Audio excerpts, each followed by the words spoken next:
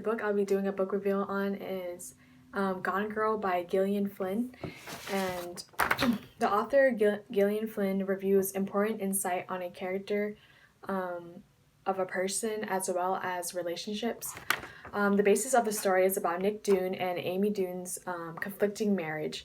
The theme is like a diary entry as well as a situation being worked out day by day. The author's emphasis on Amy's and Nick's contrasting character and beliefs sheds some light on how two people who were really in love with each other also fall out of love due to one person's lack of effort, or it's just a changing in character. But this was in the first portion through Amy's lens. So through Amy's lens, you see Nick as a very blunt and boring, and also a just not like the best husband. But the basic situation of the story is when Amy Dune tries to stage her murder, and she also tries to escape and to get back at her husband Nick Dune, so he can change back to the loving husband he used to be and the heartfelt guy that she had fell for.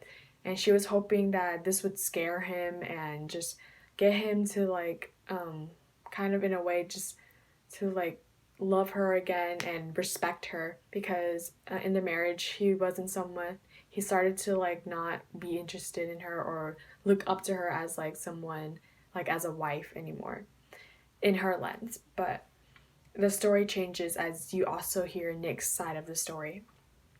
Both the characters do acts that make one person look like the bad person, but that was what made the plot so interesting, because the reader struggled to side with either Amy or Nick.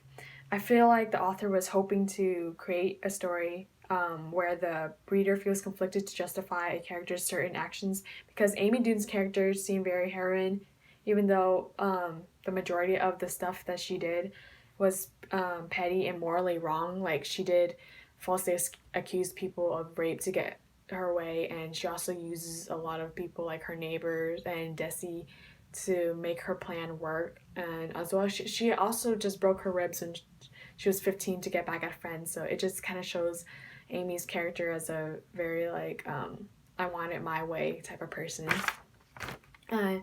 Then the story continues as Nick starts to question his love for Amy when he realizes he was being framed. But as Amy was reeled back in by his kind words to have her back through the news, where he says that, oh, she's just so cool, I love her, I want her back safely. She feels heartfelt again. She thinks her old husband is back, and she had ran back to him. So as a reader, that can be very shocking, because even though Amy did a whole escape plan, she eventually just ended up running back to Nick. In my opinion, this novel was a very well-paced story that let me follow very easily. Being able to see dialogue from both characters had conflicted me on who to believe was a protagonist and antagonist.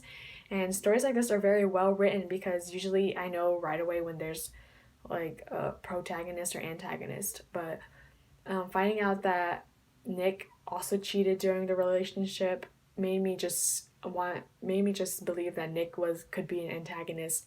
But he just cheated because Amy just wasn't giving him a certain love and attention anymore, and she also started hating him because he was becoming very lazy and he played games and he was cheating and stuff. So they both are kind of just in the wrong, and then they ended up with each other again at the end because Amy is pregnant and he doesn't want to leave her.